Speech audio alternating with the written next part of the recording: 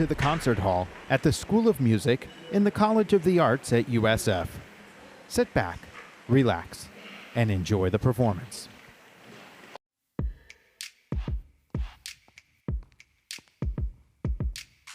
I thought there was no way out. I used to be scared of the light, and I was swallowed by doubt. I'd forgotten what freedom was like. Puzzle pieces on the floor, they don't fit in anymore. I'm changing.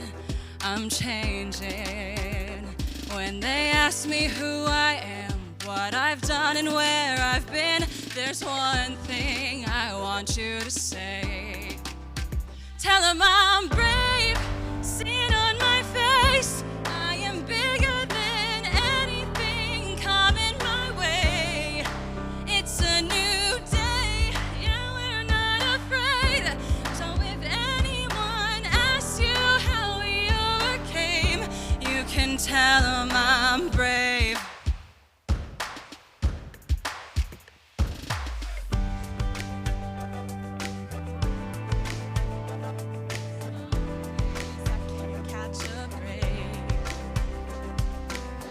But when the fires don't stop, I won't wish my troubles away. I've been down and I've been out, but if you look at me now, I'm blooming, I'm moving into better, brighter days. Yeah, this hope is here to stay. There's one thing that you can say. Tell them I'm brave, see it on my face. I am bigger than anything coming my way. It's a new day, no, I'm not afraid. So if anyone asks you how I overcame, you can tell them I'm brave. Whoa, whoa, whoa. We're gonna fight. Whoa, gonna be alright. Whoa, we're gonna fight. Whoa, together every step of the way. You can tell them we're brave. See it on our face. We are bigger than anything coming our way. It's a new day. No, we're not afraid. So if anyone asks you how we overcame, you can tell them we're brave. Whoa, whoa, whoa. You can tell them we're brave. Whoa, whoa, whoa. You can tell them we're brave.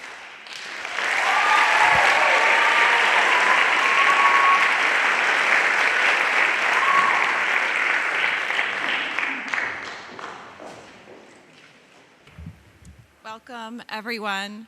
My name is Erin Gallagher, and I am the interim executive director of This Is My Brave.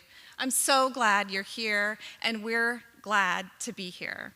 This show is our official return to the stage. We are so thrilled. We have been waiting for this moment for 2 years, and we couldn't be more grateful to spend this evening with all of you. With me tonight is This Is My Brave's Director of Programming, Katie Grant, and Director of Marketing, Natasha West. We're all wearing these teal scarves and name badges, so please stop and say hello if you see us outside after the show. This Is My Brave was created in 2014 by Jennifer Marshall and Anne Marie Ames. For 7 years, Jennifer Marshall led this organization fearlessly, taking us from one show in Arlington, Virginia with 11 storytellers to 80 shows with an alumni community of nearly 1,000 storytellers. Jen stepped down at the end of 2021, so we are here to continue her work combining storytelling and the performing arts to break down stigma, Surrounding Mental Illness and Addiction. I met Jennifer in 2017 after losing my son, Jay, to suicide. I was impressed with Brave's mission to end the stigma associated with mental illness, something I know contributed significantly to my son's suffering. Jay didn't know that it was okay not to be okay. He didn't know that 1 in 5 Americans live with a mental health condition. He didn't know that help was available or that recovery is possible. Jay didn't know that he could find community and hope in a place like a theater doing a show like This Is My Brave. This is why I am so proud to be a part of this organization where we shine a light on the stories of people who are living well and thriving while managing a mental health condition so that others can know that they are not alone. There is hope. Help is available. We're here at USF because opening up conversations surrounding mental health is imperative for our college students. It is reported that up to 44% of college students have disclosed experiencing symptoms of anxiety and depression. Of those who have been diagnosed with a mental health disorder, 75% had their first episode by the age of 24. Even more alarming, suicide is now the 3rd leading cause of death for college students. The time to talk about this is now, and we must start these conversations and then keep them going.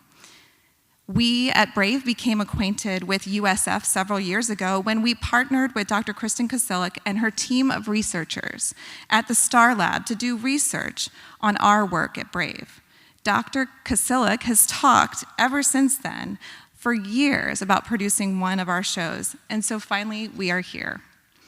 Not only are they professionally and personally invested in This Is My Brave, they just couldn't pass up the chance to share with their entire campus and community what they already know as a result of their research, that storytelling saves lives. Thank you to all of you who have assisted in the research and in preparation for this show. This is a dream come true for all of us. Before I introduce everyone, I want to take a moment to thank our national sponsors, whose support makes our work at Brave possible. Many thanks to AbbVie, Alkermes, Janssen Neuroscience, Society of Valued Minds, brought to you by Otsuka Pharmaceuticals, and Sage Therapeutics. The brave students you're about to meet have come together to bring their stories of resilience and hope to the stage because they know that their stories have the power to encourage their peers not to give up. By opening up conversations about mental health through storytelling, we are breaking down unfair societal pressures that tell us that perfection is key. But we know that it's okay not to be okay. By sharing our stories, we normalize the fact that sometimes our brains get sick, just like our bodies, and our mental health is just as valid as our physical health. We believe that when one person shares their story, it gives others permission to do the same. We have a saying at This Is My Brave, and it is brave multiplies brave. Our Brave USF cast tonight is about to join a community of storytellers from all over the country who've decided to be brave and share their truths on this stage. You're about to experience something magical. This Is My Brave's vision is that one day we will live in a world where we won't have to call it brave to talk openly about mental illness and addiction. We will simply call it talking. So let's get started. Please join me in welcoming to the stage Dean Chris Garvin of the College of the Arts.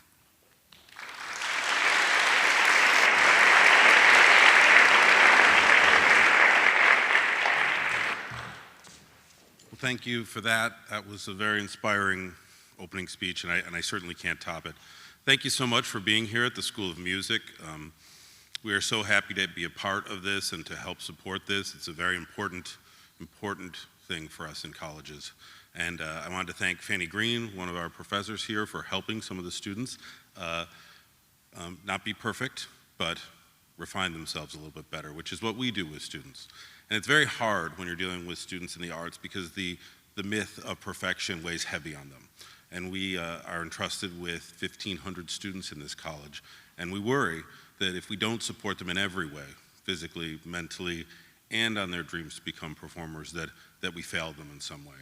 So being a part of this helps us do our mission, and we thank you all for this. And I thank these students for doing this. And I want to personally thank them because they're helping me be brave, because I suffer from mental illness like a lot of people here do. And it's hard some days. And some days it's easier, and it's always hard to admit that in public. And I hope for a day where talking about it is not brave, but talking about it is just talking. So thank you again. I hope you enjoy this show, and thank you for what you've done for me.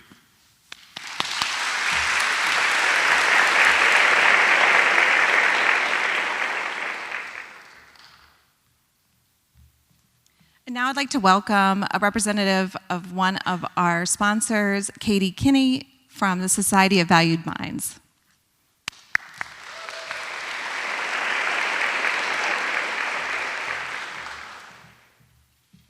Hi everyone, I'm Katie. I've met a few of you guys outside already. I'm part of the Society of Valued Minds team. I'm so thankful to be here and so honored to be collaborating with an organization like This Is My Brave.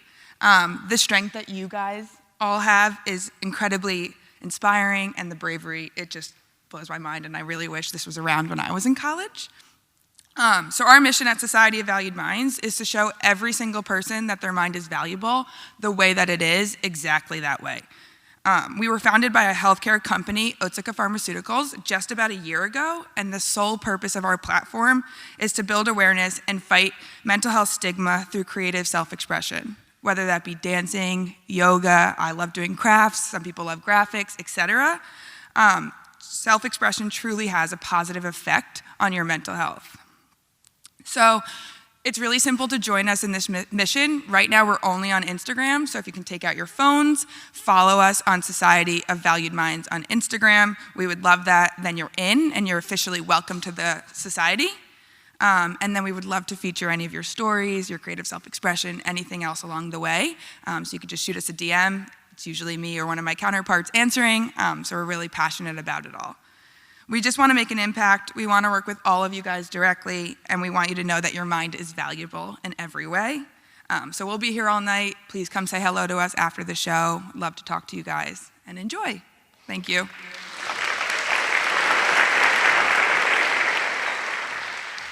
Dr. Kathleen Moore, who is the Executive Director of the Florida Mental Health Institute. Please join me in welcoming Dr. Moore.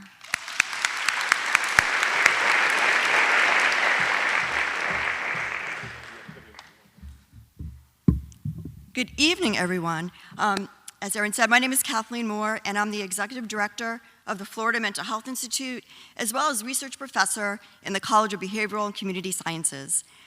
As FMHI Director, we are honored to co-sponsor This Is My Brave, the college edition. The mission of FMHI is to improve the lives of people with mental health, addiction, and developmental disorders through research, policy, training, and education. This aligns so well with the goals of This Is My Brave, which is trying to change the stigma of mental illness by bringing inspiring stories and performers to share and uplift our community. As you will soon see, we have wonderful performers who have the courage to share their story through dance, comedy, poetry, and other art forms. To be able to get up on this stage and open your heart to us shows incredible resilience and strength of character. These collective stories show us that with courage, you can overcome anything. When I was in my late teens and early 20s, I also struggled with self-confidence, anxiety, trying to fit in with my peers. Finding my path took time, and when I found my passion for working in the field of behavioral health and wanting to help other people, things just started to click into place for me. Today, I am so lucky to be working in a college with faculty and staff who share these same ideals. One of our colleagues is our own Dr. Kristen Kasilik, and she has been working with This Is My Brave for several years now in order to increase the impact and reduce the stigma of mental illness, as well as addiction. With this connection, she was able to bring the college edition of This Is My Brave to USF. Kristen, along with her team, as has been mentioned, has been working tirelessly. We started this work way back in the fall to bring us a wonderful performance this evening. Without further ado, I am proud to introduce my friend, my colleague, and more importantly, a wonderful human being, Dr. Kristen Kasilik.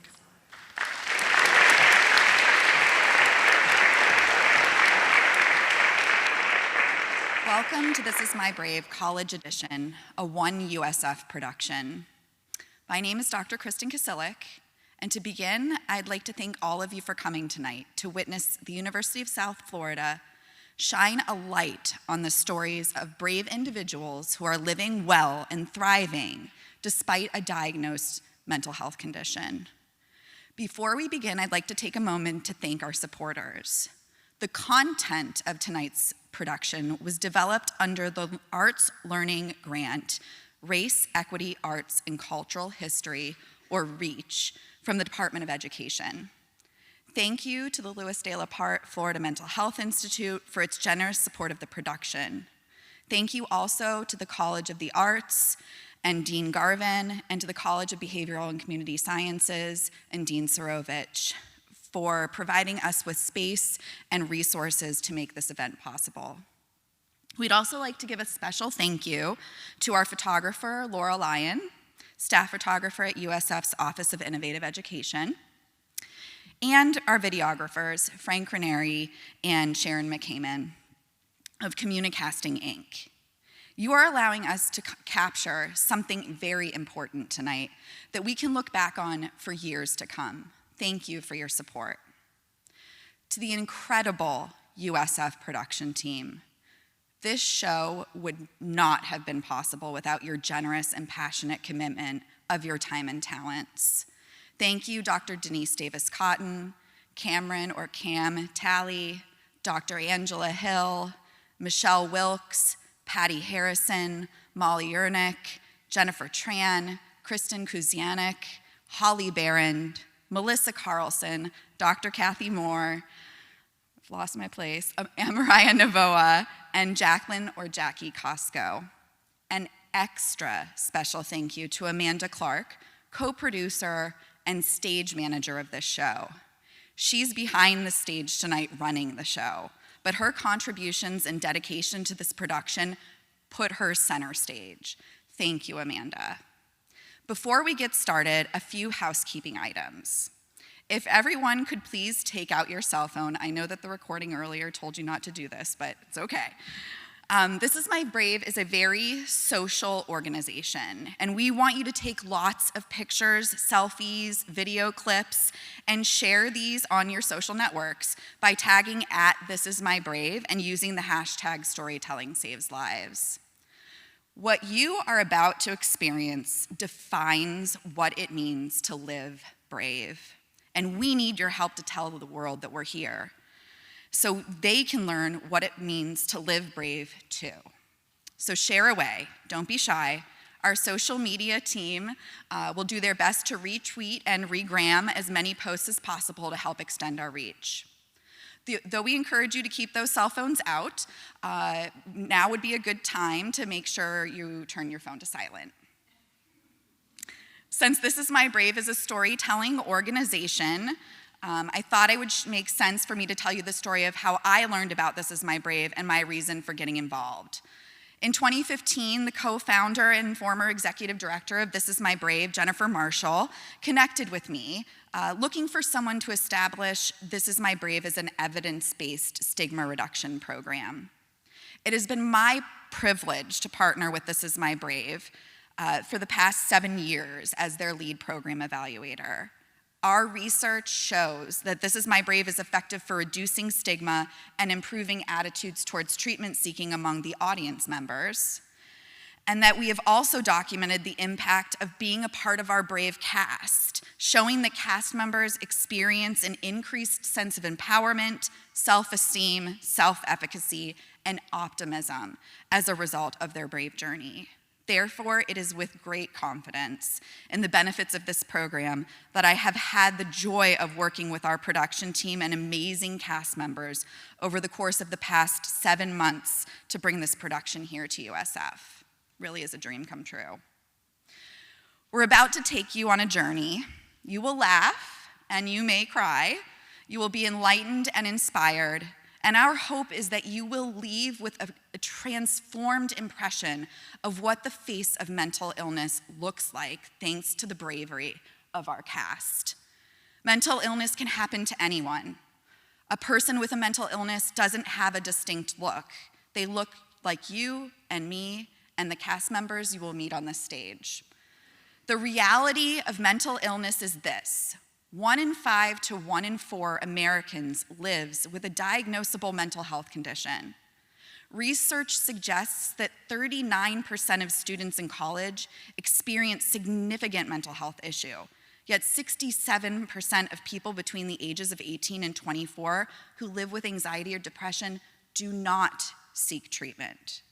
This is one of the reasons why the number 2 leading cause of death among young adults is suicide. We are uncomfortable talking about mental illness and addiction. So many believe they are alone in their experiences and suffer in silence.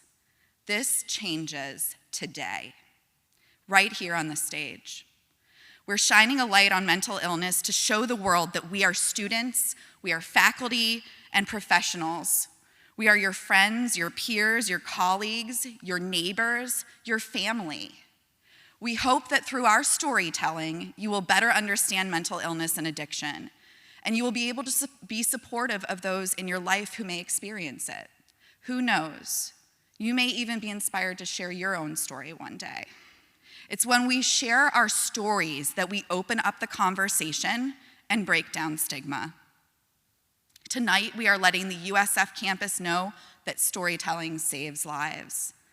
We also want to note that some of the stories may be distressing for some audience members. If you need a break at any point, we understand. Your experiences are valid. If needed, please quietly exit the theater and see one of the ushers who will be able to connect you with one of the mental health professionals we have here, part of our production team, and provide you with a variety of mental health resources.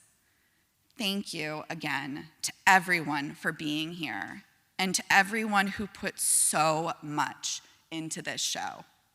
Let's get started. It is my honor to welcome our first performers to the stage for their group dance piece titled Hindsight.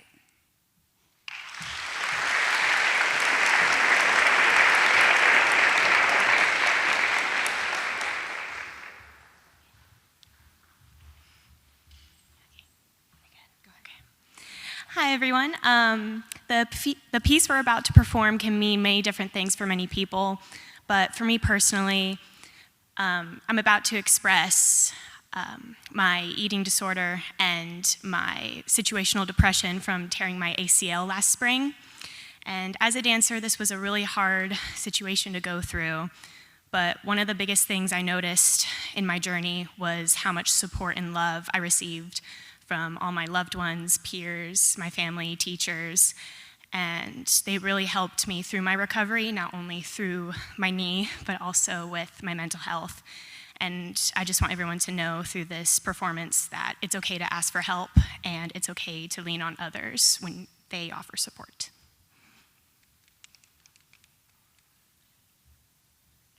Hi everyone, my name is Samantha Kedziora. We were lucky enough to put this piece together for This Is My Brave. We're each dance majors and we've each struggled with our own mental health issues, but one we kind of felt the most tied to, I guess, was depression. So this piece is loosely based on depression, the way that it can affect one person and those around them, a society of people, those who are more predisposed and those who aren't. But also this piece is definitely open for your own interpretation. So thank you.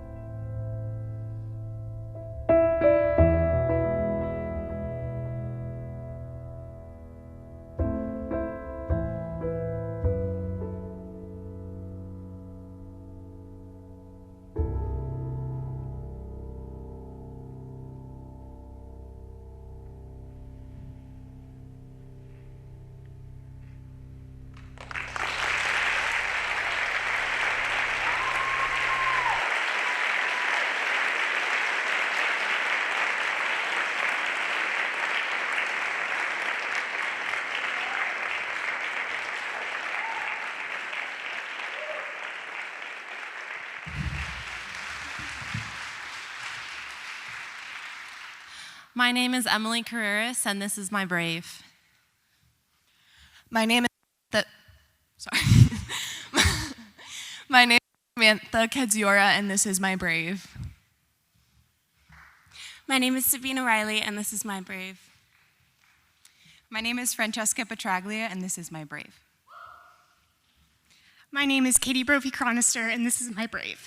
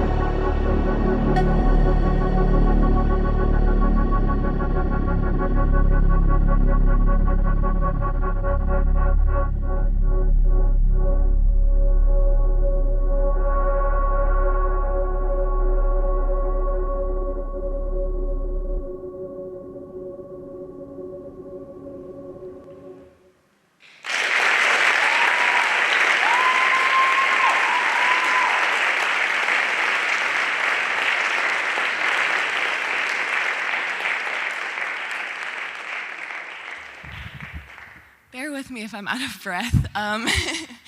But just a little bit of insight into this piece. As a dance major, I'm graduating this semester. We are required to create a senior BFA solo. I really struggled trying to figure out what kind of concept I wanted for my solo, and at the time that I was supposed to have my concept and choreography started, I couldn't think of anything, and I was also just starting recovery for an eating disorder I had had for about 3 years. So that was kind of a constant on my mind. And then it was a little bit of a bold choice to make my senior exiting solo about an eating disorder, especially when you've heard already so far that mental health isn't such a thing that's just talked about. It's something that you need to be brave to talk about.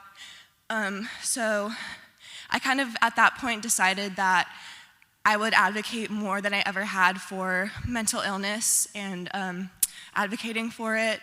And I really wanted this piece to obviously be about my own mental health struggles, but also open for interpretation for anyone else, just in the sense that we've most likely all had the feeling of being trapped and entangled in strings, and something in your mind is just not letting you get through, and the journey of starting kind of like realizing it and then being very stuck in it, and then the end when the string is still on my foot is just saying that although I'm kind of overcoming what I've experienced, I'm not ever gonna forget the journey that I was on, and it'll always be a part of me.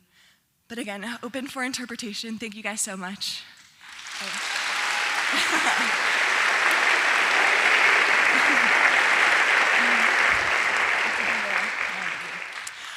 My name is Samantha Kedziora, and this is my Brave, and I would like to welcome up Christian. Hello, my name is Christian Marquez. Outside of simply being human, I am a poet and aspiring actor. I do try my best to deal with the cards life has given me, but I have always been bad at card games. I am a domestic violence and sexual assault survivor, and am currently living with major depression, anxiety, and PTSD. I'm not necessarily one who's risen above odds. My story started one day, and I've not yet reached my happy nor somber ending. But I think I'll get there one day. I'm trying. And within all of these attempts at this crazy construct of life, my biggest goal above all is to pause time, even if just for a moment, and remind myself and others what it's like to be human when it's all we try to forget. This piece I've written for you today is called In Search of How to Be Me, and it's a piece of my journey in trying to get back to the person I used to be, wherever he's hiding. This is my story, and thank you for being a part of it.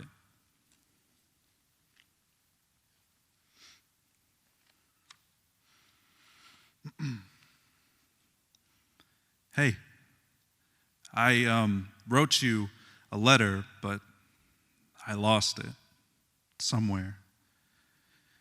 In between here and the corner of our daydreams, I think. But I forget that you don't go there anymore.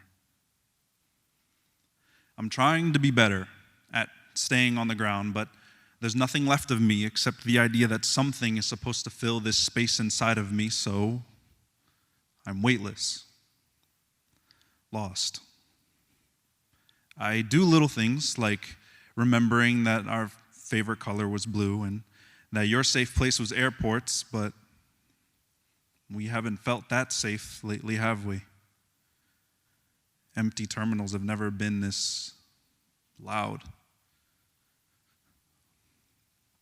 I know that now I spend my time trapped inside my favorite sad songs, that now I make my brain wait its turn behind intrusive thoughts and cheers of I'm not good enough, that now depression stopped leaving their shoes at the door.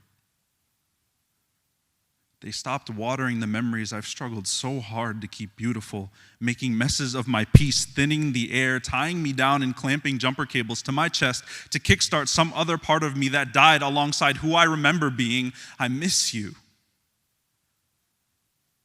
I miss the way we gave our secrets to our bedroom walls and how we wore numbness so proudly on our sleeve.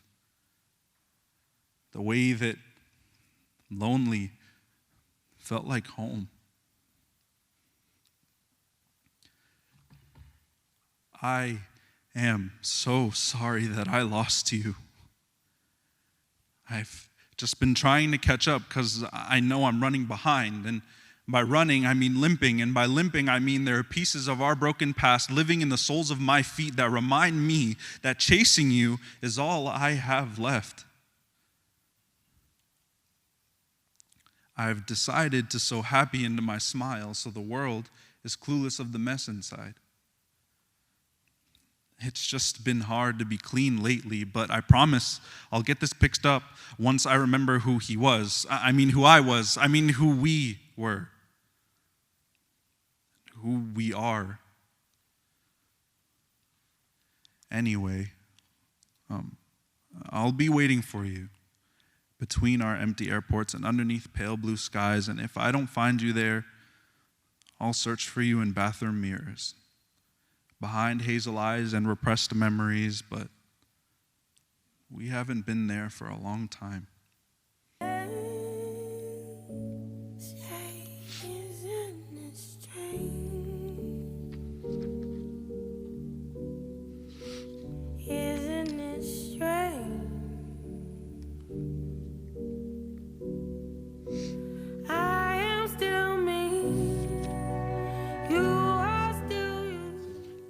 Again, my name is Christian Marquez, and this is my Brave.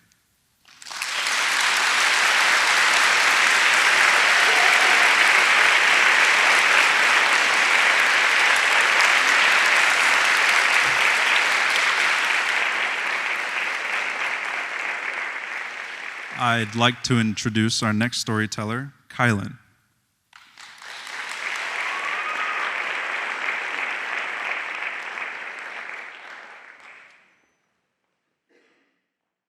So, as Christian said, my name is Kylan, and I will be reading 2 of my poems for you today.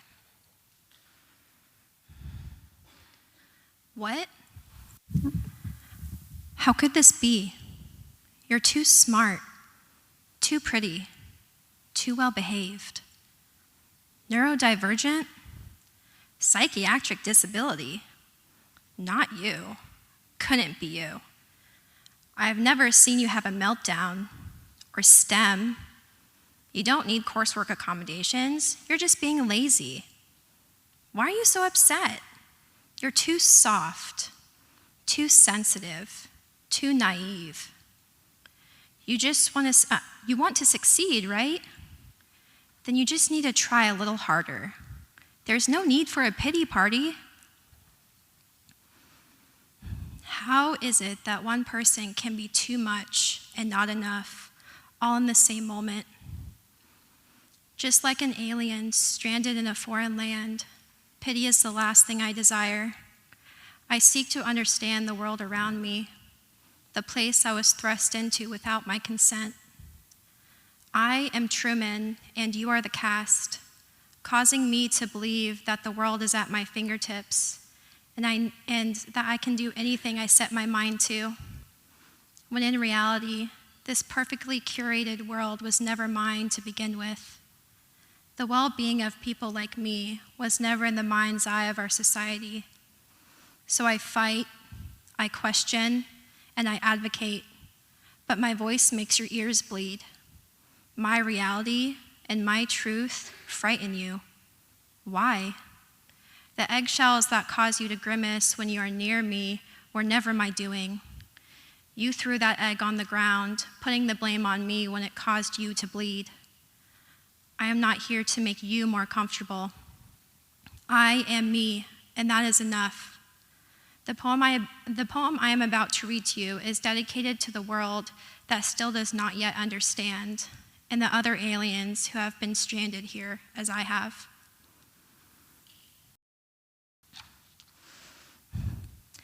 To the world too big for my hands to hold, and a body too small for my soul to fit. She could never quite place her finger on it, what it was about the whimsy of the world that made her stay. Its frigidness was unpredictable. It trickled through the hearts of man.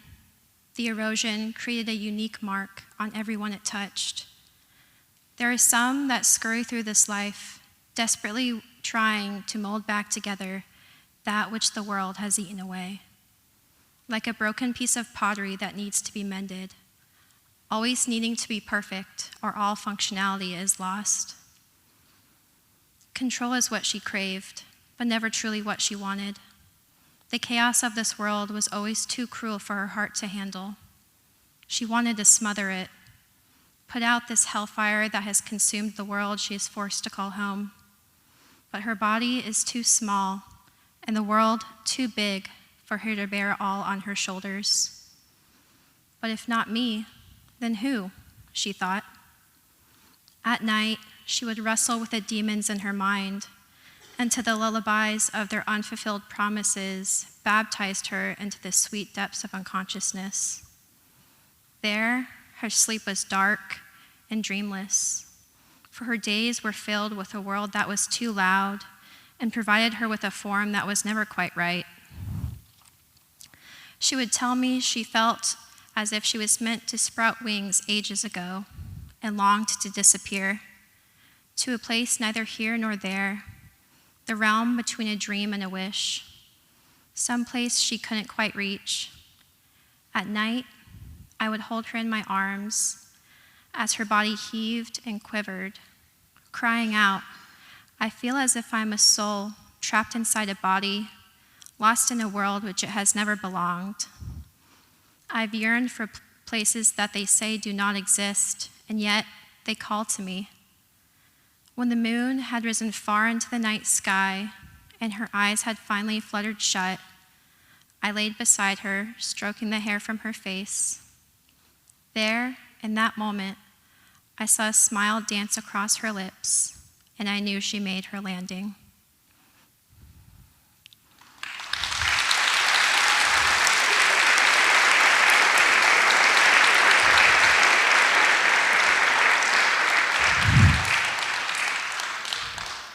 Thank you. So, growing up, I was never a competitive child. I craved peace and compassion. The chaos of competition put me on edge, knowing I would never be good enough, fast enough, or smart enough to win. Always worried that I would not live up to the standards I felt were placed upon me. Just wanting to be liked in a world that left me feeling so out of place. It's as if the cosmos never meant to breathe the chaos of my soul into this body. My mother calls it a miracle. I say it was a fluke. At least that is what the old Kylan would have said. There were times that I truly believed that I was put here as some twisted form of entertainment for a higher power, just waiting for the next shoe to drop so I can hear the laugh track of confirmation off in the distance. The denial I held was so powerful, even I was unaware of what I was doing. Eating disorders know no race, gender, or sexuality. She is hungry, and it will take whatever you have. It is estimated that 1 in 10 Americans will experience an eating disorder at some point in their lives. When left undiagnosed or untreated, eating disorders are considered the most fatal of all mental health conditions. Please, if you know someone or you yourself are struggling, reach out for help or come talk to me after the show. This is not a battle that we can fight alone, and you are worthy of having a battalion at your side.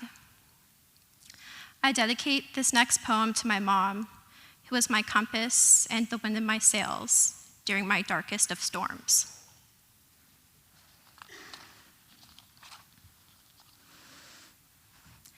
What she could never say, a letter from my mother. As I held her in my arms for the first time, I thanked God that I was blessed with a baby girl. But with girls comes trouble, you see. People would beckon to her, wanting to feel her soft curls beneath their fingertips, asking me if they could explore the ocean in her eyes, not knowing how hard it is to swim in unstable waters. How is someone supposed to know something is truly wrong when they are born sick to begin with? You were born sick to begin with. Watching someone you love die is like having your hands bound with an invisible rope. I thrash and cry, but words can only get me so far. Your veins have become so thin that hospital visits have turned your body into a battleground. I would cringe at the perversions of the needle slithering its way through your arms like an unwanted lover. If my eyes could speak, they would tell you that I have wept the ocean that yours used to hold, but you no longer see me. I would tell you that you're beautiful and that the girl in the mirror thrives off of lies, but you can no longer hear me. It is no secret that your mind has become polluted and your ears are muddled with the fabrication she has told you.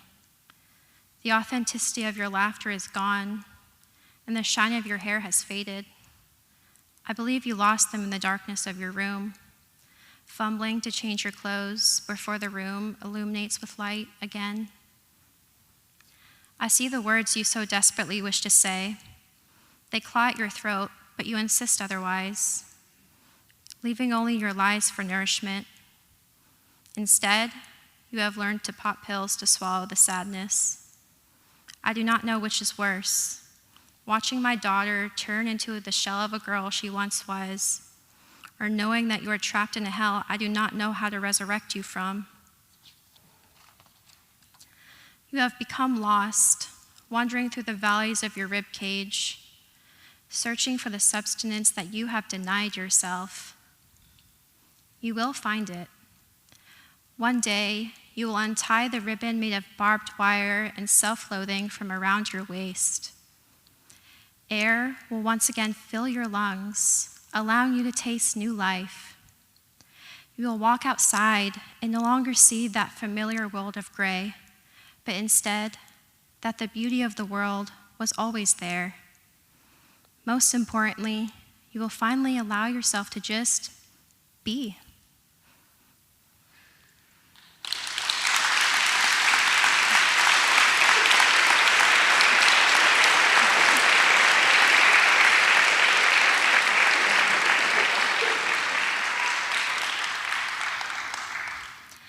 My name is Kylan Bell, and this is my brave, and I would like to introduce Kellen.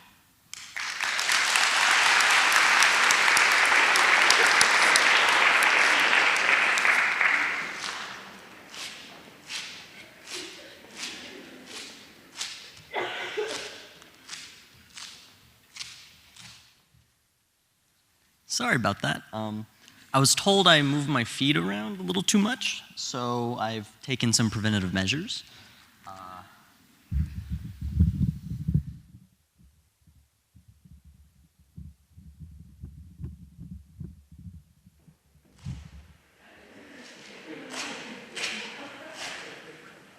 Fun bit, I know.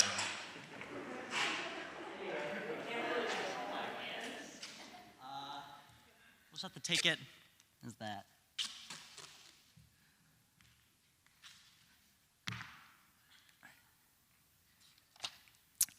So, as you all gaze upon me on the stage, it's pretty obvious to note that this guy can play basketball.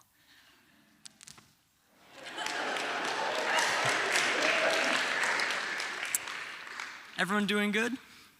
It's been pretty sad right now, I know. Don't worry, it's gonna get worse.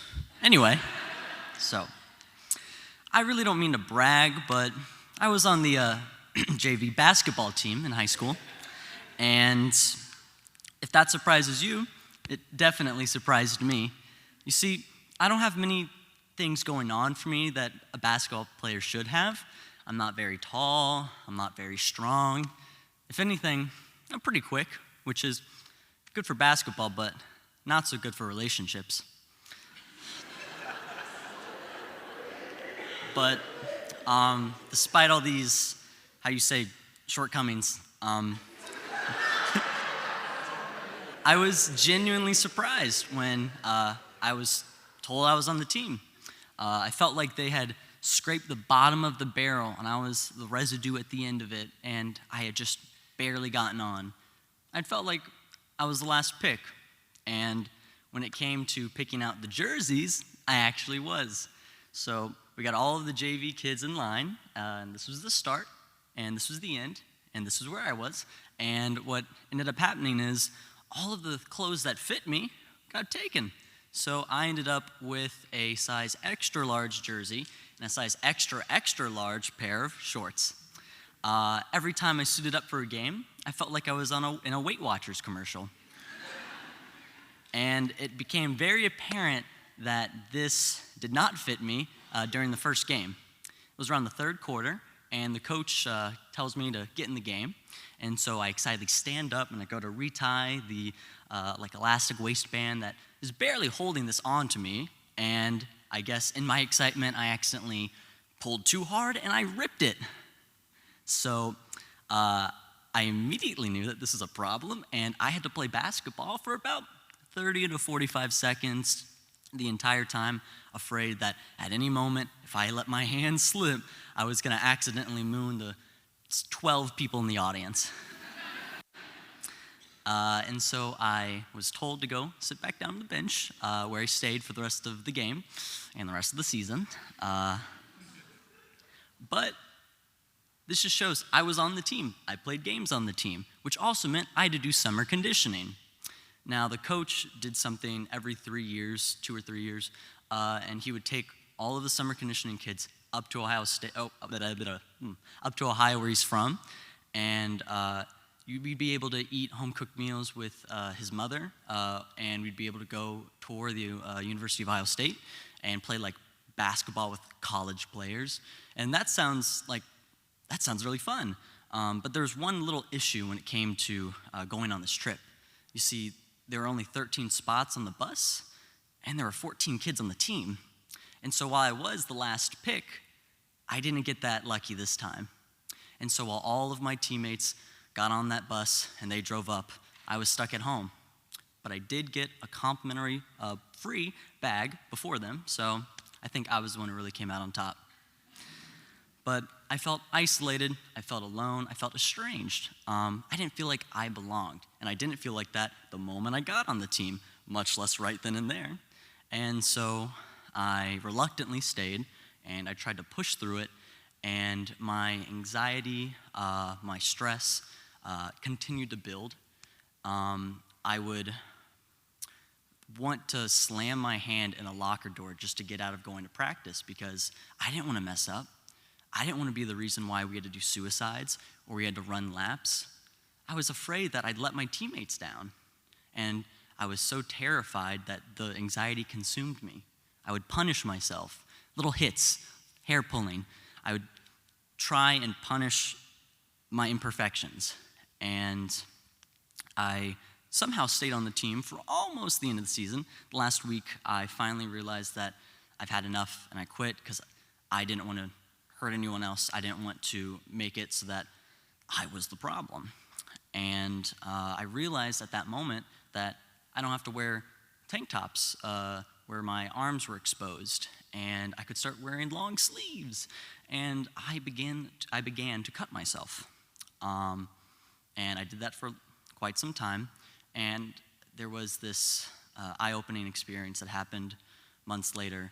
I was in my room having another little mental breakdown, and my arm was the violin, the knife was the bow, and I played the fiddle like I was Cotton Eye Joe. And I did it so hard, so fast, and so deep that I could see actual impressions in my arm, and I still have, people in the back can't see, but I still have marks on my body to this day. And that was the day I was like, oh, maybe this isn't a good thing. Maybe I should stop. But is it that easy? No. So what ended up happening is I continued to do it, although I had a break, because it wasn't just something I could turn on or turn off.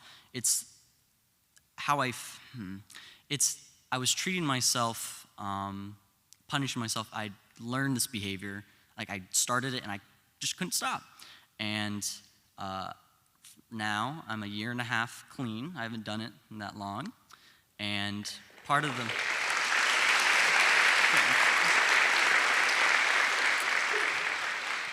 Have I had moments where I've gotten very close?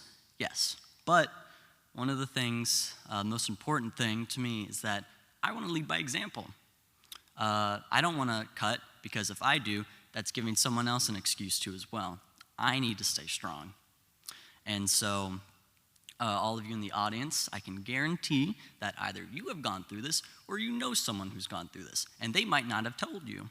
I didn't tell my mom for the longest time. And so I just want to say for all of you that there are resources for this. I've called the suicide hotline number more times than I can count. I have gone to therapy.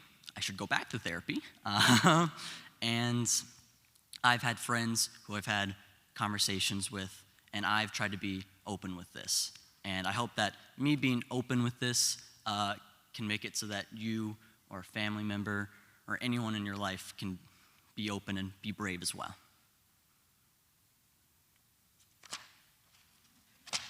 Oh, there we go. My name is Kellen Johnston, and this is my brave. I'd like...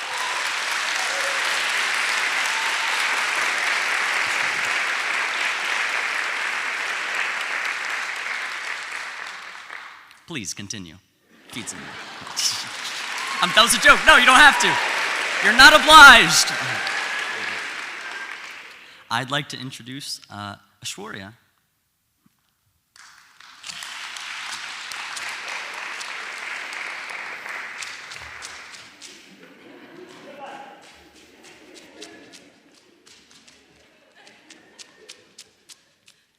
Hi everyone, my name is Aishwarya. Through the COVID-19 pandemic, physician burnout became more prevalent than ever. I saw news stories about incredible physicians taking their own lives. You'd think that they'd have gotten the preventative mental health care, but mental health is greatly stigmatized in healthcare. Around the same time, I was applying to medical school. I was wary about my decision because I was going through my own mental health battles. I wanted to make changes in healthcare, and that kept me going with my decision. Now that I'm a first-year medical student, it's evident to me that mental health is not prioritized or accounted for. Resources are offered, but there is only so much time in the day, and the accommodations are minimal. When things get really tough, you're just suggested a leave of absence. While that may be helpful, it puts you behind, and schools can take you out of their programs if the leave is longer than permissible by the school. I've seen classmates struggling to speak up about their challenges because we're expected to put on brave faces. We're all going through the same thing, so how can we complain about our depression and anxiety to each other? This kind of internal battle persists onwards. I've seen my first-year resident roommates struggling to take care of their basic needs because of the demands of residency. And no matter how horrible their physical and mental health is, they have to keep going or they could get kicked out. The threat of losing your career is always in the back of people's heads as they are trying to provide care but not getting any themselves. Ultimately, there isn't any trust that the system will support physicians through the challenges that they face with their mental health. And trust is something I've struggled with my whole life. I believe things can get better, but this poem I've written describes my relationship with trust. More specifically, the lack of it.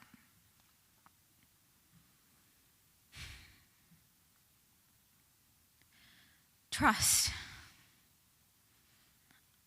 I have very little of it. Sometimes I can't even find it in me. I pretend to show comfort in other people's trust. Is it fair to have so much doubt in others? Maybe it's justified because the years of abuse makes me afraid of their touch. The stolen tears and the stolen dimes makes me hold on ever so tightly onto my pockets and my eyes. The questions I ask haunt me every day. Will they leave me? Will they hurt me? Will they lie to me? Is it even worth it? As I grow wary and filled with doubts, my relationships drift away. I choose to be alone. At least I can trust myself. Or can I?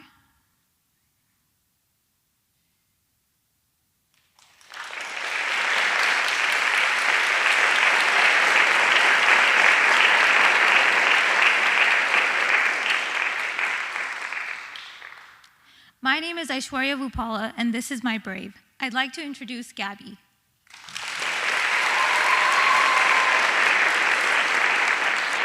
So my name is Gabby, and I'm what the doctors call mentally ill. So I used to have severe anxiety, but now it's just general anxiety disorder. So I really worked my way up the alphabet. I, had not the slightest clue on how to heal myself and stop being anxious, but I saw a therapist. I have amazing friends and family who support me. I watch too many movies, listen to too much music, and I just try new things every day. But back in the day, I did not know what to do. I was the definition of how not to be anxious, basically. For example, I hate driving. I got in 3 car accidents in the past year. Only one of them was my fault, okay? Yes. But I did not like driving. A normal person would, they'd be like, okay, car accident, okay, let me just look forward, drive normal. I look forward, and I look back, and I look at my rearview mirror, and that mirror, and that mirror. I look at my feet to make sure if I'm stepping on the gas or the brake, am I gonna slam into the car in front of me? Who knows? I even tried to look it up online. I was like, is it safe for me to drive in a car? And it said, no, it's safer to be in an airplane, which I have way more anxiety about, than to be in a car. I'm just gonna take Ubers wherever I go. Another thing I have anxiety about is just social interactions. I work at a school, I know, and I just see teachers coming and going, and usually they're like, oh, good morning. And I'm like, oh. So a normal person would be like, oh, good morning, Cheryl. Nice to see you. Have a good day. But what I do is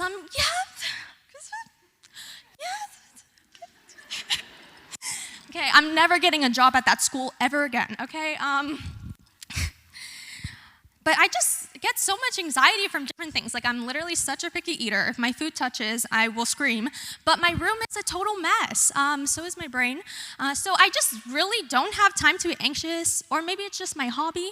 But that's just the branches in my tree of anxiety, okay? There's always roots when it comes to trees, and I have roots, okay? Back when I was a little freshman girl,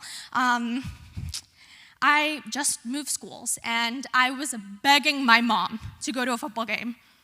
I'm a theater kid. I don't know why I had any business going to a football game, but I was like, Mom, please, I need to go to this football game. If I don't go, I'm just not gonna make any friends, and if I don't make any friends, it's gonna be my old school. In my old school, I got really sick and I threw up all the time, and that's why I had to transfer schools, and I don't wanna eat alone in the bathroom anymore. So can I please go to this football game? My Hispanic mother, she looked at me and she goes, yeah? Who's driving? Because it's not gonna be me, okay? I told you once, I told you twice, Gabriela Maria Fatopes Cordova Chavez Briones Galu. Why are you asking? And I was like, okay, Mom, okay, I don't want you to start talking in Spanish to me. So a normal person would be like, okay, Mom, I understand, have a great day. But me, I throw myself on the bed like a Disney princess, and I cry in a well of tears. And my reaction was to write a suicide note. Thinking back to it, why would I ever commit suicide? I'm so anxious of the unknown and all of that mess. So I don't know why. I was just... Oh, okay. But yeah, so I promise that was funny. It wasn't at the time, not to my mom or my guidance counselor. But yeah, another thing that is a root of my anxiety is dating in high school. Please never date in high school. I'm telling you right now, just don't. I don't recommend. Okay, 0 stars. Did you know that 1 in 3 high school relationships are abusive? And that I was the 1 in 3? I feel like those dentists, 3 out of 4 recommend. And I was that one dentist that was like, no, I don't think you should go with that toothpaste. But yeah, my ex-boyfriend was horrible. He fat-shamed me, said I was worthless. And me, I just thought that's what a normal boyfriend did. So I was like, oh, thank you so much. But a normal person would just break up with the guy, okay? Just cut your losses. But what I did is I stayed with him for 2 more years. Not the brightest idea, considering I'm in college. But anyway, another big thing that gives me anxiety now is trying to impress my mom. My mom is like my biggest role model, the person I look up to the most in my life. And all I want to do is make her proud of me. A normal person would be like listening to their mom's advice, getting good grades, you know, the normal stuff. But what I do is I disappoint my mother all the time. Literally, since I've been in elementary school, I used to dig a hole in my backyard and put my report card in it and bury it. And then I would go to my mom, look her dead in the eye, and lie to her that I did not get my report card that day. My little sister, she'd be like, well, I got my report card today, so I don't know what you're talking about. And I was like, shut up. And my mom would be like, okay, where's your report card? And I'm like, the dog buried it. Funny story, he eats my homework as well. But yeah, so I just, you know, don't get good grades. Disappointment. I'm the oldest child, so like, I'm the example, but I'm just a disappointment. And I just always just don't know how to make her happy and make her proud of me, you know, just like she does for me. She's literally got her master's in cybersecurity. Like, how am I supposed to compete with that? But all the time, she just wants to know about my life. Like, she's my biggest role model. Even, doesn't matter how many times I mess up. She's like, oh my gosh, how's college? Are you doing drugs yet? Did you get a tattoo? Oh my gosh, are you going to parties? Are you drinking? Like, what is going on? Are you having sex? And I'm like, whoa, how am I supposed to tell my mother I'm not doing any of those things?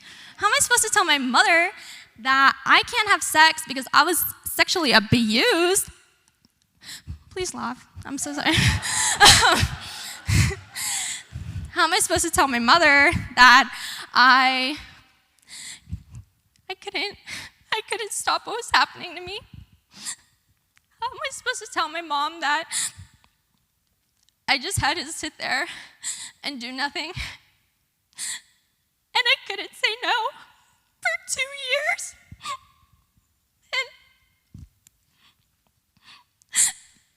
I just couldn't stop it. And I always thought it was my fault. And I still suffer now because some jerk did this to me and hurt me in the worst possible way. How can I tell my mother that? Well, I just did. Thank you. But on a serious note, it is not your fault. And it took me years of realizing that I was even abused. And it took me another couple of years to realize that it wasn't my fault. You're valid. Your feelings are valid. And there's help and there's support. And one day you will find what love actually means, because that was what love was not. And now I know in my heart what it is to be surrounded by people who actually care and love you. And I'm just so thankful that I've been able to have therapists, and I've been able to have such amazing friends and family, and watch too many movies and listen to too much music, and now I'm here crying on a stage. But yeah, I have a lot of anxiety right now talking in front of you. I have my anxiety ring on. Okay, I'm not engaged. It's just, it twirls. So I'm just gonna leave now. Thank you.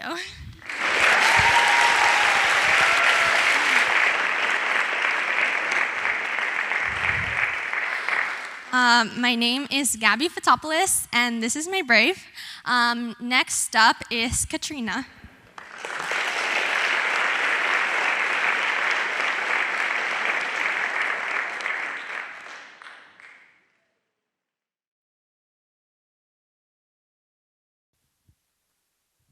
Hi, my name is Katrina. I will be reading my poem titled Freedom in a Bird Tattoo to share my experience with anxiety and depression. I also want to share that anxiety can come in many forms, in the form of panic attacks that are so loud and all-consuming, you cannot help but notice your anxiety, and in more subtle ways, like being too nervous to go to the grocery store because you're terrified everyone will secretly judge you, but then you just never go. Or saying you too back to the waiter who just told you to enjoy your food. and replaying the event in your mind years after. It's important not to feed into the shame you may feel about the way you experience the world, even if it may be your first instinct to do so. Thank you, and I hope you enjoy. Some time ago, I pulled into a gas station during rush hour and instantly realized I'd made a huge mistake. Since I had pulled up on the wrong side of the pump, I had to reverse, while I was convinced the entire gas station had stopped to watch the show. After a few unsuccessful attempts at reaching the pump, I left, without gas, without dignity. And that night, I wanted to crawl out of my skin.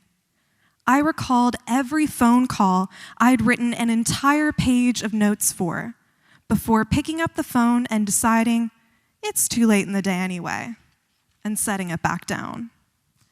Every time I nearly said no, but came up with 1,000 reasons why my voice did not matter enough. And every time I nearly said yes, but came up with 1,000 reasons why I did not matter enough. Every time my lungs screamed as my heart beat out of my chest, but no one knew I could not breathe because I did not want to make anyone uncomfortable. I sacrificed my body and my mind because I did not believe I deserved choice. These moments were small indicators of the war I fought with my mind and took out on my body. Anxiety clipped my wings and left me flightless. Every "get over yourself, it's all in your head, you just need to be better," left another gash where my wings used to be, left me drowning in an ocean of my own creation. And most of these words came from myself. Soon I convinced myself that I did not deserve a voice because I did not know how to use mine. Often, I believed I did not deserve a body because it had failed me so many times. Anxiety kept me stuck, while depression convinced me I was safe. It was a tug of war my body played, and I did not want to win. But I remember the first time I truly did something for myself, the first time I was ever really spontaneous. I decided I wanted a bird tattoo on my shoulder because I admire the way they find beauty in everything, how they do not fly just to escape, but to feel freedom. I chose a swallow, a sign of land after months on the endless sea. For the first time, I did not ask for permission. And for the first time, I rewarded my body by etching a mark of beauty onto my skin, not as punishment, but as an act of love. Sometimes I look at my shoulder, and I cannot remember who that woman was, especially when I am on my second page of notes before a phone call, just in case I need to leave a voicemail. I have punished my body and my mind, let shame fill my heart for feeling too much, and letting depression slip in so I could feel nothing at all. But I've grown to like myself, and then slowly to love myself, finding poetry in the way I over-prepare, instead of finding shame there, allowing myself to make choices about more than just tattoos, and with those choices, finding the freedom I always wanted to create.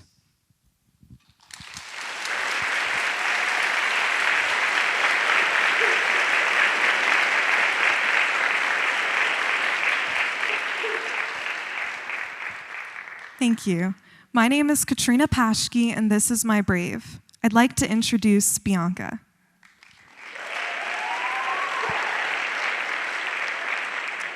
It was my freshman year of high school, Valentine's Day. I woke up and packed for school and practiced for my winter guard team. I walked out the door and my dad drove me to school. He dropped me off and I said goodbye.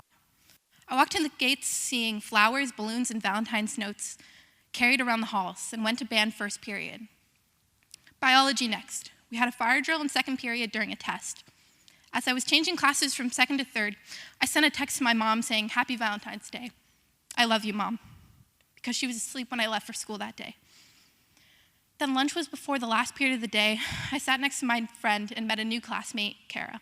She seemed familiar, but this was the first time I formally met her. She had a big smile on her face, and my friend asked me if I wanted to walk with them around the courtyard. I passed on their offer. English came last, fourth period with Mrs. Lyons and our student teacher, Miss Rower. We were writing an essay. Time dwindled, and I debated whether or not I was going to go to the bathroom. I thought, well, there's only about 30 minutes of class. I'll wait till the end of the day. Suddenly, there was a loud bang, almost like someone hitting on metal so hard. One, and then another, and before I knew it, my class ducked under my teacher's desk. We knew what to do in this situation. A code red lockdown drill had been talked about for weeks. The school was adamant on having the teachers show us a protocol for an active shooter drill that played phone calls from the day of the Sandy Hook shooting to the teachers. Locate the safety zone, an area out of sight from the door. Turn the lights off and silence all devices. If the fire alarm goes off, do not get up. If someone asks to be let in, do not let them in, no matter who they are. Wait for the safety code spoken by the principal to know that we were safe. That moment, right after we ducked under the desk, I was confused. My heart was pumping, and I didn't want to admit what was really happening. I was only halfway covered by the desk and sat in an awkward position. In my mind, I tried to assume that this wasn't real. They told us there would be blanks in a code red drill. It's just blanks. You'll be fine. I turned off my phone. My family was not able to reach me.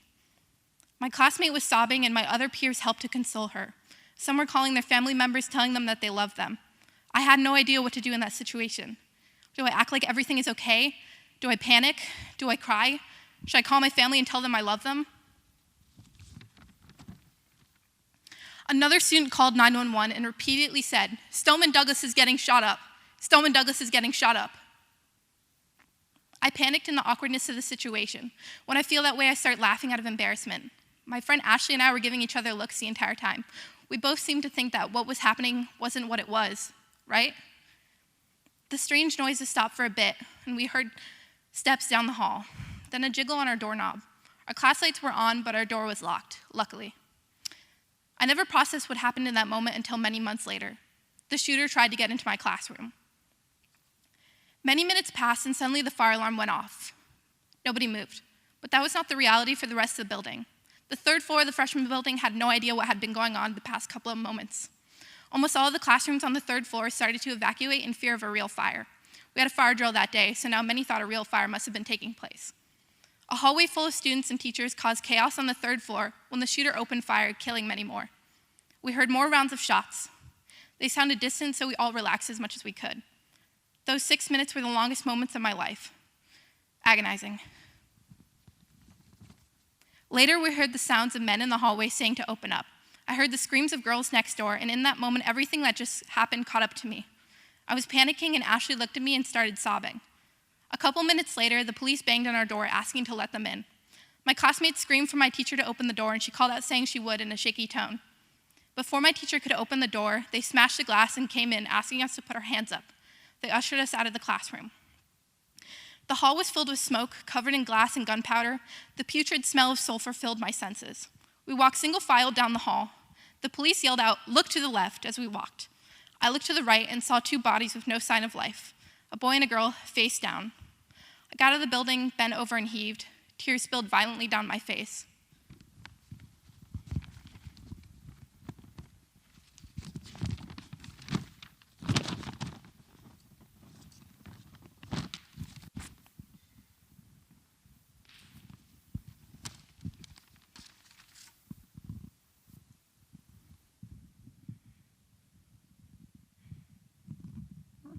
My name is Bianca Romano, and I am a survivor of the shooting that occurred at Marjory Stoneman Douglas High School 4 years ago, Valentine's Day 2018 in Parkland, Florida. The mass shooting that occurred my freshman year injured 17 and killed 17 in a matter of 6 minutes using an AR-15 acquired legally by a 19-year-old former student. I later found out Kara Lugren, the girl I met at lunch that day, was one of the victims. The boy and the girl I saw in the hallway had been Luke Hoyer and Gina Montalto. Luke and I had been in school together since elementary. Gina was on my winter guard team with me. Alex Schachter, another student who lost his life that day, had been in the marching band with me, and I always think back to the Halloween I spent at his house with my family and friends. Days passed in a blur, candlelight vigils were attended, and political protests sparked. "We call BS," shouted in the streets of where I used to peacefully walk to school. News stations flooded the scene and pushed to talk to our traumatized community. I couldn't tear my eyes away from the news. The people I grew up with were killed. My thumb scrolled through social media, seeing celebrity after celebrity talking about us. Videos and pictures of that day spread around, showing horrific images. They will never leave my mind. The first funerals I attended were for my young peers. I never thought I would see the caskets of people I saw innocently walking down my school hallways just days before. Before I even had the chance to catch my breath, my school was suddenly a part of an agenda. The Parkland survivors stood up and marched to the Capitol, pleading for change in legislation. Eventually, the media and political outrage quieted down a bit. The attention on my school dwindled, and now we were left dealing with new security measures and plastic see-through backpacks. We had hashtag MSC Strong slapped on our chests, and the pressure of the entire world watching us go back to school. We felt like we were left to wipe our tears and lead a new political movement when days prior we had just witnessed our community crumble. No teacher was prepared to suddenly go back and teach high schoolers who just witnessed terrifying things, not even mentioning how traumatized the teachers were themselves. Every day, someone around me was set off by triggers. I felt guilty when I had a good day and saw others suffering. I was enraged when teachers would come in with a big smile and acted like nothing had happened. And then I also got upset when teachers brought it up and brought me down when I felt like I was managing that particular day. It was a lose-lose. There were no right or wrong ways, and everyone's stage was unique and could turn in a second. My parents asked me if I wanted to change schools or even move out of Parkland, but on one hand, the idea of abandoning my community seemed cowardly, and the thought of being around people with no clue or sensitivity towards my experience sounded lonely and isolating. But then going to school every day and walking past that building, a violent crime scene, and getting triggered by loud noises or screams, going through fire drills, and seeing news reporters parked outside my school every few weeks or months made it even harder to move on.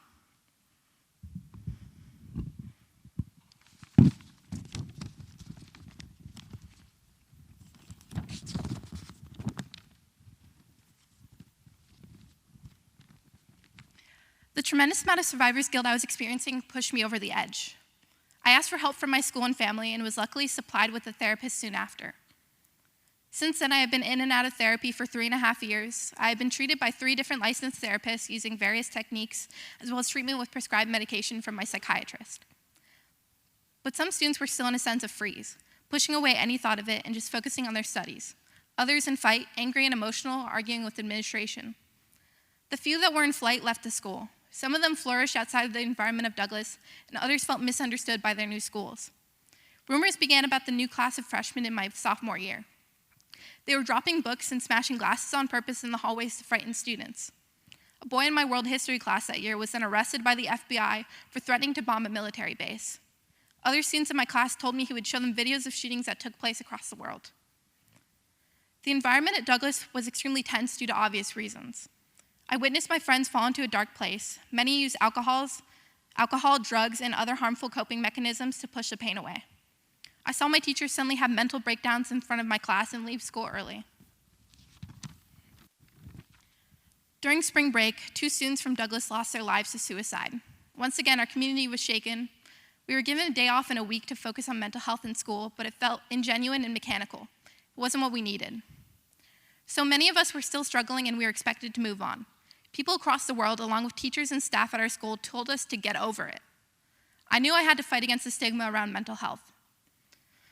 I'm a firm believer in mental health treatment, not only for survivors with PTSD, but for the average person. I hope with the destigmatization of mental health, we can help to consolidate a plan to end gun violence on a global scale, as mental health is one cause of gun violence. Not only must we help those after a traumatic experience, but also help to stop the next mass shooter by providing proper mental health treatment for all. The shooter from my school, Nick Cruz, was a broken kid. His mother struggled with drug addiction and his father was not present. He showed red flags as a young kid, killing small animals and having hostile behavior. The students at Douglas were afraid of him. He was on the FBI watch list and began acquiring guns. There were so many reasons as to why he should have been stopped before he committed this act of violence, but the system failed us and him frequently. After tragedies like the shooting at Stoneman Douglas, we tend to focus on the families of those killed, which indeed are important, but we forget the ones who survived. Us survivors are scarred in many ways, and the trauma is unlike any other pain. It's as much mental as it is physical. I still struggle day to day with triggers even 4 years past that day. My parents grapple with secondary PTSD. Now that I am in college, Valentine's Day 2018 is far from the forefront of my mind, but I am still reminded of it. 2 of my friends from Douglas live in my dorm building. Last semester, we had 2 false fire alarms in the middle of the night. My friend was thrown into reminders of that day when the fire alarm went off and panicked. A couple weeks ago, I found out about the suicide of someone I knew personally in middle school. It struck me. Sometimes it is not even the mental triggers that set us. On a Wednesday last semester, I was at Frisbee practice. My adrenaline spiked due to how much running I was doing, and suddenly my body began to panic. Despite knowing I was safe, my body was still having a physical reaction to the adrenaline. I had to step off the field and take 5 minutes to calm myself down. Our bodies behave differently due to our trauma. Our brains have been altered physically because of our trauma. Regardless of my bad days, I know I'm a strong and healed person. Witnessing my college peers fall down into their own bouts of depression and anxiety have shown that I have put in the work to heal myself. You sometimes cannot wrap your mind around the fact that people want to hurt others in this way, but yet my generation still has to deal with the effects of a broken system, preparing for when it happens to them. Now I'm taking the steps to ensure that people never forget what happened at Stoneman Douglas, Sandy Hook, Saugus, Santa Fe, Virginia Tech, Columbine, and what could be the next. I would like to end by stating the names of our fallen Eagles. May they rest in peace. The 17 that died that day: Alyssa Alhadeff, 14, Scott Beagle, 35, Martin Duque Anguiano, 14, Nicholas Dorette, 17, Aaron Feiss, 37, Jamie Gutenberg, 14, Chris Hickson, 49, Luke Hoyer, 15, Kara Lugren, 14, Gina Montalto, 14, Joaquin Oliver, 17, Elena Petty, 14, Meadow Pollock, 18, Helena Ramsey, 17, Alex Schachter, 14, Carmen Shentrup, 16, Peter Wang, 15, the 3 who lost their battle to grief: Sydney Aiello, 19, Calvin Desir, 16, Richard Wei Wu, 18.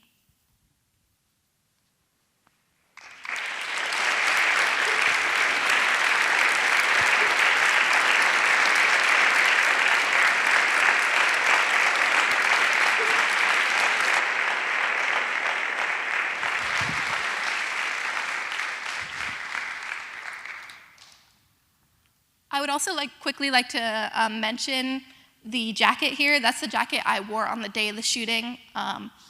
By me taking it off, it represents how my youth and everything that I wanted high school to be was left that day. Once again, my name is Bianca Romano, and this is my Brave.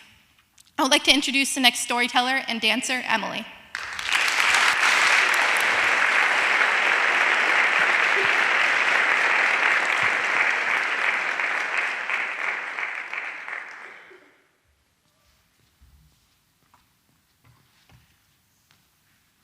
Hello, my name's Emily Carreras. Today I'm going to be performing a dance piece for you all. I often find myself overthinking everything, overthinking things I can control, overthinking things I can't control, which leads to stress, which leads to anxiety, which leads to, can I do this, can I do that? It definitely stems from wanting to take advantage of every opportunity and learn new things, and then I turn around and I have like 12 things at one time, and it just all builds up. So I know that that's a thing that we all tend to do, and sometimes then we get left with, oh, well, I don't really have time, but I'll figure it out. At least that's what I do. So in this piece, it's all improvised.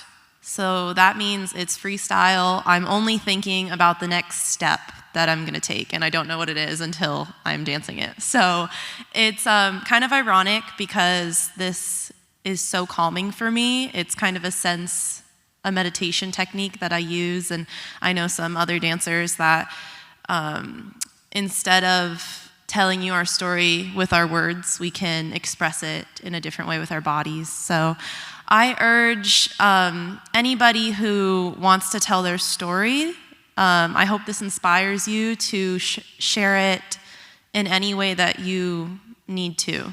Dance, art, music, architecture, a math problem, a physics problem, like paint a picture, sing a song, anything you want to do that helps you feel better and is a way that you can share what's important to you, go for it.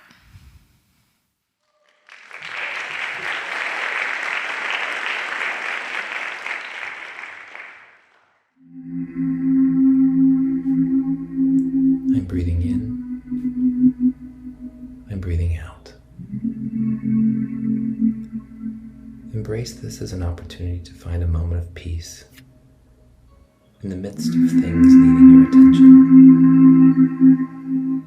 There are no expectations, just the desire to be part of this present moment, exactly where you are, in this very moment, in the space you are in. All you have right now is your breath and your beautiful self. Sit in a comfortable position either on the floor or in a chair. You can gently close your eyes or allow your focus to settle on a particular spot in front of you. And let that area around the spot to become just part of your soft focus. Notice the sensations of the things around you, sounds in the room, the temperature of the air on your skin, the parts of your body that are touching the floor. Allow all these sensations to become part of this moment.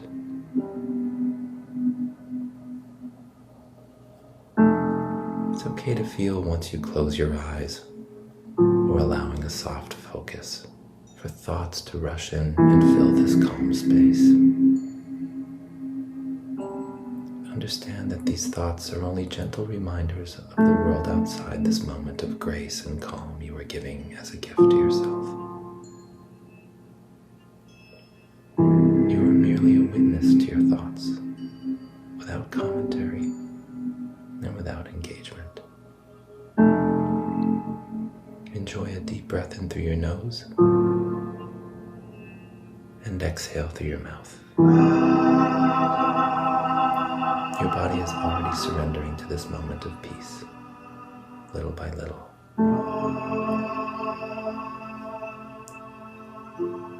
Allow any thoughts to merely be like images passing outside your window. You can see them, but they have no sound or feeling attached to them. These images move on when you cannot engage with them.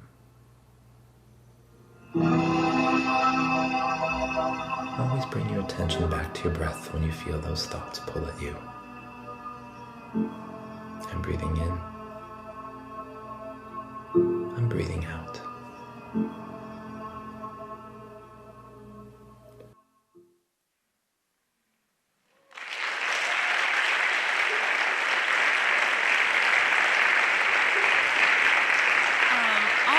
Realized this right as soon as I set up. Before I did it, I was supposed to say, hey, this is a meditation. If you want to do it, feel free. So I hope that you're able to enjoy and also take part in the meditation that was spoken by one of my professors here in the dance department. He is often trying to help us find our best version of ourselves. So I had asked him to be a part of this journey with me. My name is Emily Carreras, and this is my Brave.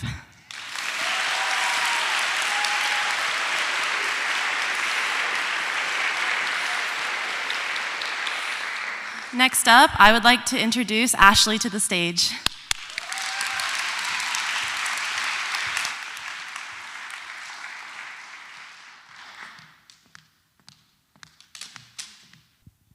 I stood in the bathroom alone. I don't want to be alone, I just want to go. I'm blank, silent, incognito. I'm uncomfortable in my body. I imagine myself getting high. It would feel like I'm more away. I keep telling myself, you have to stay awake and pray every day. I can't do it anymore. I pour red ink on my skin. There's so much gossip. She's a lunatic. I know killing yourself is a sin, but what about my cries within? My mind is racing, voice left me, scared that the darkness will take me. Scars don't sweat. I'm broken. The cuts infect while I become a Trojan. I've lost all feeling on the skin I've cut. I fight myself from doing it in the gut. The scars don't heal what I've always tried to hide. Death doesn't stop the pain. It stops life. It is for these walls I rely, comfort and a place to cry inside. I eat my lunch, open wide. I swallow my tears and my pride. 6 years later, I'm asking myself, why? Y'all got to grow, but what about I? Big me doesn't comply because I've always wanted to die. Little me let my pain reign while no one was at my side. I stay in search of my truth. Therapy barely let my mind loose. Yearning for what once was my youth, the only way I could soothe was by the noose. That lady took advantage of me because I was soft. She was a teacher who didn't care about the cost. She'd break my heart in front of the entire class without getting caught. She thought she'd ought to assault a doe I'd find. Though she'd say it was Satan from which I was spawned. Even now I live in fear that my captor is here. Sure, others think I'm safe, but to me, that remains unclear. The suffering that lady had bestowed upon me had been nuclear. I've held on to the idea that it was my fault. Maybe it was my skin that left her overwrought. Because of her spite, I had anxiety and never fought. Maybe it was my skin that made the lady miserable. Just because I'm broken doesn't mean I'm not beautiful. Huh? Just because I'm broken doesn't mean I'm not beautiful. I sure wanted to give her a mouth fistful. She said, it's ask, not X. Well, how about I ask you why? Why you gave me panic attacks? Why was it me that you'd see as a slack? Why did you hate my smile? Why did my skin have that impact? Maybe it's because, no, I'm sure it's because I'm black. And when I had that crack and the darkness came in, you were taken aback. And I was left a sidetrack. Yeah, black people get suicidal and sad. I hate the fact that I never uncovered my true strength until I left for college, independent, met so many people that made me luminescent. The darkness was a soul suppressant. My trauma blocks love. I hold on to it just because I don't know who I am without bruises and some cuts. A night was so bad, I was left to the hospital's conduct. Boy, did I have to learn to adjust. I became a show dog when I saw how much it sucked. Bra removed, naked I stood. Diaper placed on, only to be fed sneak pills under a hood. Even after the fact, my therapist left me foregone. My therapist left me in a sea, unable to breathe. My therapist gave up on me. I wonder if the darkness is too deep. I once again try to put myself permanently to sleep. Out of the sky came an angel. It wanted me to trust, to mix and tangle. I roared and they grappled. I swung and we battled. It was the darkness that came to dismantle. It was strong and mighty. I was withdrawn and flighty, smiling rarely. It smiled slightly. It watered a dead branch to an upright tree.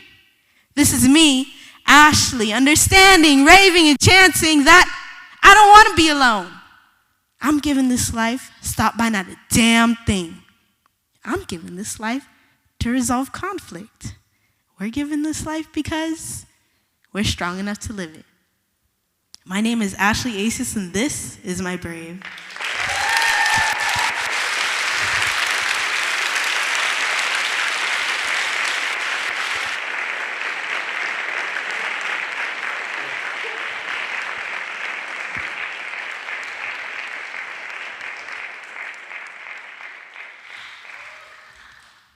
Ladies and gentlemen, please just take a moment to give our cast members a round of applause once again.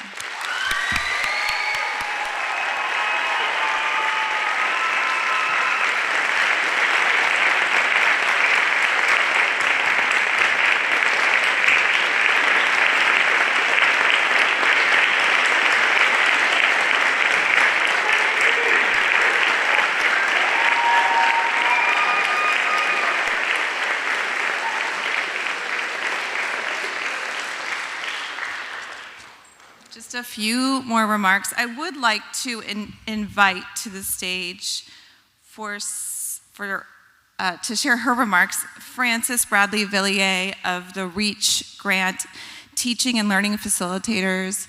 This is what has made this show possible this evening. Frances, please join us.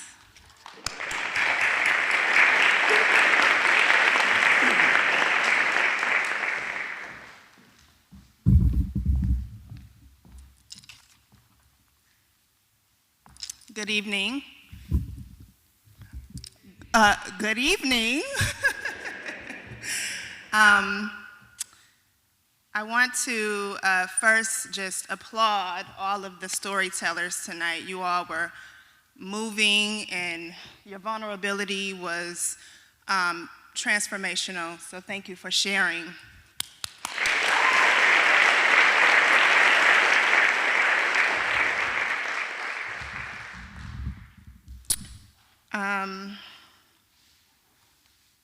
I hope you can hear me because I'm not good at fixing this mic.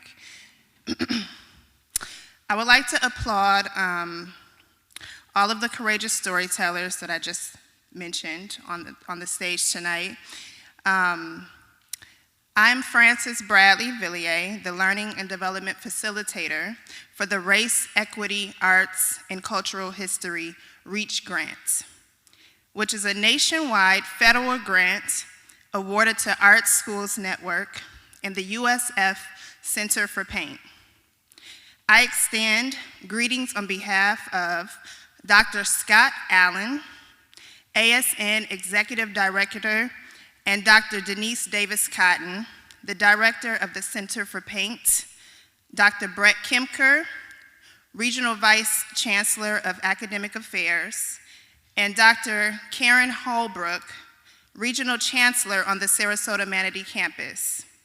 We believe in promoting positive relationships focused on sharing of personal stories, insights, and strategies that influence and educate each other in positive ways to end the stigma of mental illness. We are delighted to build the partnerships through this production of This Is My Brave, the college edition, and help to foster collaborations that support a national network focused on implementing the authenticity, accuracy, and portrayal of mental health through storytelling, engagement, and education. Thank you for coming and enjoy your evening.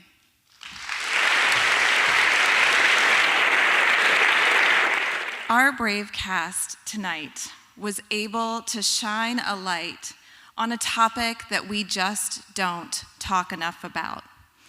So I'd like to take a moment now to ask you, our audience, to be brave with us and to please acknowledge in some way. You can stand, you can wave, you can make a little noise. If you yourself have experienced mental illness or if someone you love has.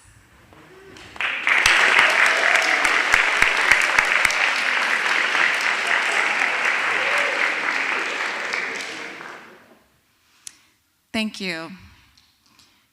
I've never said those remarks before and not seen that kind of response from the audience. It just goes to show you that we are all affected by mental illness. And simply being here today was an incredible start to building upon a movement of people who are willing to be more open and supportive to those who struggle. We hope that you'll think of This Is My Brave and that you'll use this experience that you've shared with us tonight as a way to start a conversation and keep it going. This is what it means to live brave. If you were moved by what you saw tonight, please consider making a contribution to This Is My Brave. To help us continue this vitally important work, you can also check us out on our website. There's lots of information about This Is My Brave in your playbill this evening. Thank you for your support. So we'd love to meet you in the lobby where we can gather and visit with the cast and our sponsors to celebrate the beauty that happened on this stage tonight.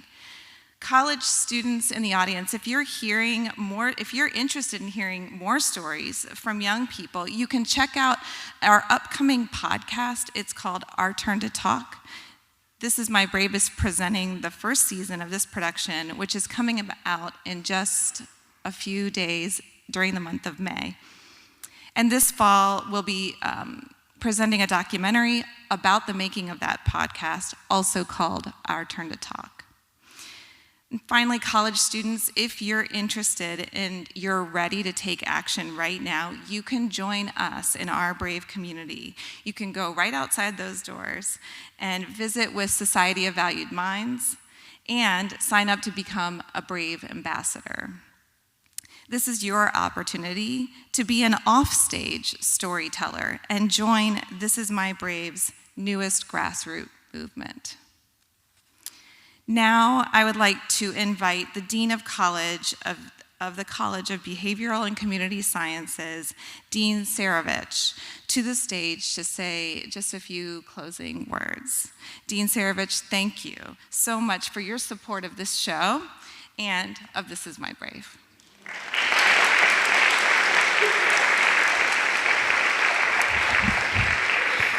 So they told me I'm the closer.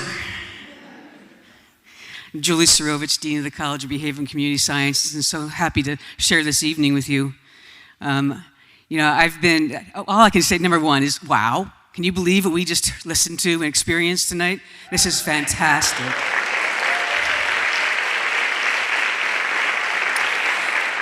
I've been in the field of mental health for almost 40 years as a student, as a clinician, as a researcher, as a teacher, as a supervisor. And I can say that I've seen lots of interventions over those years to destigmatize mental health. This tonight is different. This is very different. And it's different because these people sitting behind me owned their challenge. And that doesn't just make them brave, it makes them powerful. So I didn't know how I was going to feel at the end of this evening, but I can say I feel really good, and I hope you do too, because change is sitting right behind me.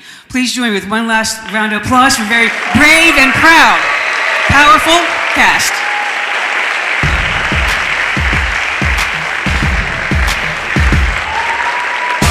You can be amazing, you can turn a phrase into a weapon or a drug. You can be the outcast, to be the backlash of somebody's lack of love. Or you can start speaking up. Nothing's gonna hurt you the way the words do when they settle with your skin. Kept on the inside and no sunlight, sometimes a shadows. Thank you for being here this evening, and please join us for a reception right outside the theater. Thank you.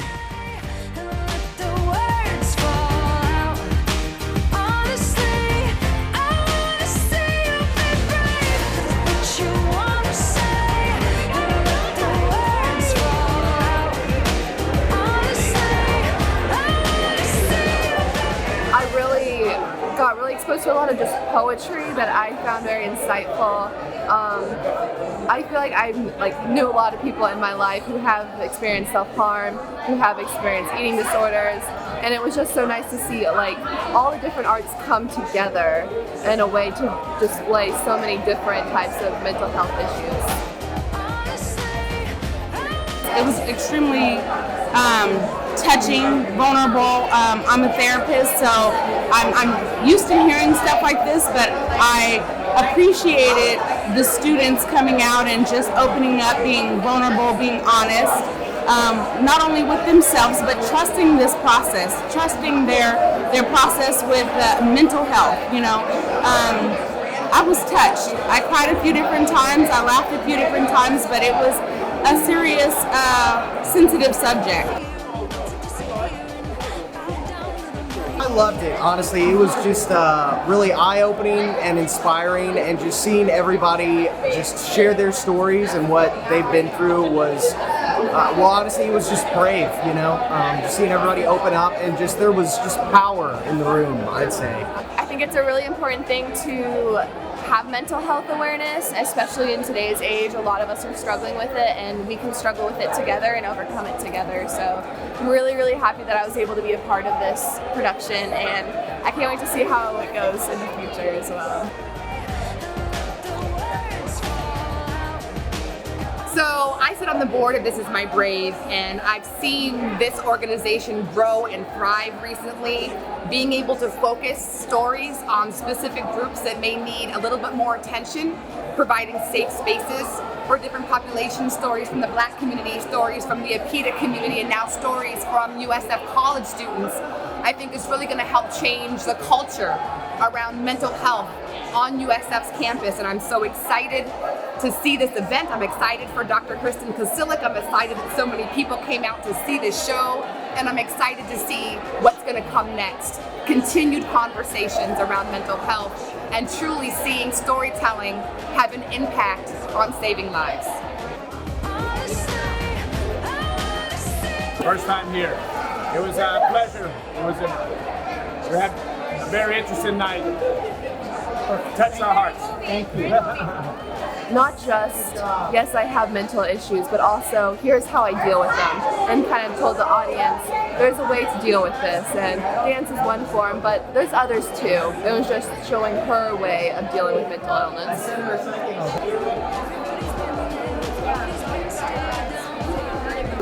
Just as somebody who's gone through my own mental illness and struggle before, and lost friends and family members to suicide and other struggles, it was just almost healing and kind of electric. I feel like just having that real, just 100% honesty, nobody hiding behind kind of society stigmas, and just kind of not being afraid to just open up and share what we all go through as humans. Beautiful how they put all the different art colleges together. There were so many people who came together for this that was just, it wasn't just one here, one here, it was really a community that they brought together.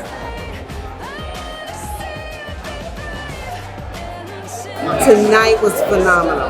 I'm a pharmacist, and one of the biggest challenges we have is convincing people the importance of getting help.